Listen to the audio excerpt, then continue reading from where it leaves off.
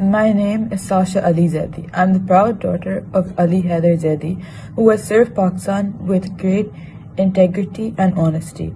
He has always taught us to differentiate between right and wrong. Since I was a kid, he told us we were lucky to be born Sayyids, and the blood that runs in our veins is from the progeny of Prophet Muhammad sallallahu alaihi wasallam, which means we have to be extra humble and always make sure we learn and eat halal.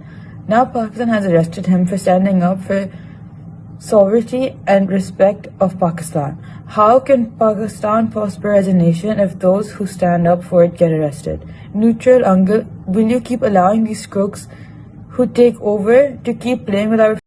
My name is Sasha Ali Zaidi. I'm the proud daughter of Ali Haider Zaidi, who has served Pakistan with great integrity and honesty. He has always taught us to differentiate between right and wrong. Since I was a kid, he told us we were lucky to be born Sayyids, and the blood that runs in our veins is from the progeny of Prophet Muhammad sallallahu alaihi wasallam, which means we have to be extra humble and always make sure we learn and eat halal.